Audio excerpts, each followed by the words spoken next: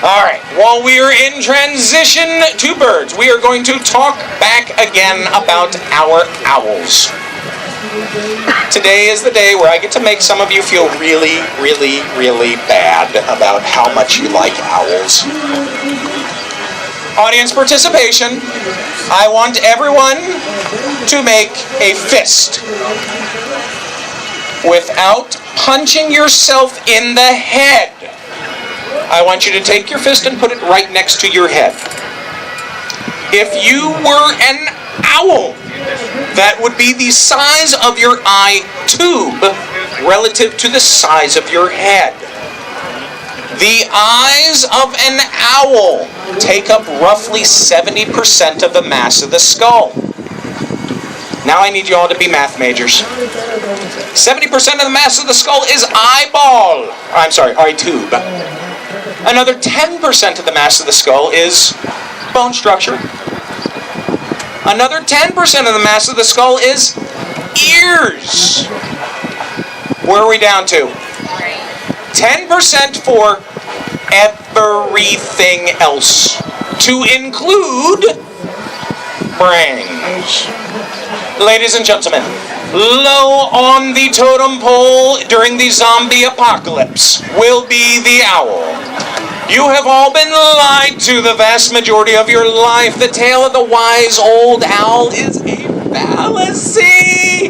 It was instigated by a Mediterranean group of people that did not want you to know that their goddess of wisdom was dumb. We still love them. They are still purposely designed. 80% of the function of the eye of an owl, 80% of the function of the brain of an owl is actually dedicated to their hearing, with only 2% of that brain function dedicated towards problem solving. He did not pass his 9th grade proficiency. They are fantastically designed. They are silent hunters.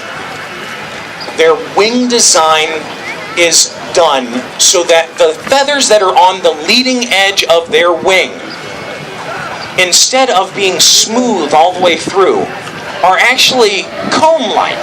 So they have little comb teeth on them. So, more audience participation. I want you to take your hand and make it a flat palm. And then what I want you to do is I actually want you to wave that at your ear. And when you wave that at your ear, you'll feel the wind coming off there. You'll hear the wind coming off there. But now I want you to be an owl wing. And I want you to spread your fingers. And when you do that now, the wind is lessened. The noise that comes off of your hand is lowered. Their wing acts that way to stop the cavitation of air over the surface. It smooths it out. It makes them silent. Now, why would an owl need to fly silently? Well, so we're going to talk about this. Isn't he cool? He will eat a wide variety of things. We're going to start off with the smallest of his prey, which was probably going to be small rodents. He's going to fly roughly about somewhere between 30 and 50 miles an hour. Not that fast. But as he is gliding through and looking for his prey, do you really think that he cares whether or not the mouse hears him and shuffles off another 10, 15 feet? Not really. Now here's the thing. If your hearing is your superpower, why would you want to give Superman a kryptonite necklace? So think about it like this. His hearing is his superpower. If he needs his hearing to find where his food's at, he has to fly silently so that he can continue to pay attention to his prey while he's in flight. It's that necessary. And again, Mother Nature has designed his body to do just that. It stacked everything in his favor because it couldn't figure out where the mouse went and ran behind the tree. It's horrible. Now remember when I said the last 10% of everything in the head includes the brain? It also includes muscle. Now remember I said eye tube? and not eyeball? Do you know how you and I can sit here and keep our faces straight forward, but I can turn my eyeballs and look over there. I can turn my eyeballs and look over there. I can look up without moving my head. I can look down without moving my head. Owls cannot do that. Their eyes are fixed within their skull, necessitating them to turn the entirety of their head in order to look and listen for where they want to. Now, how far do you think an owl can turn their head? 360, you guys better be calling in a priest for an exorcism. 360, and that bird's head's going to pop off and land on the side here.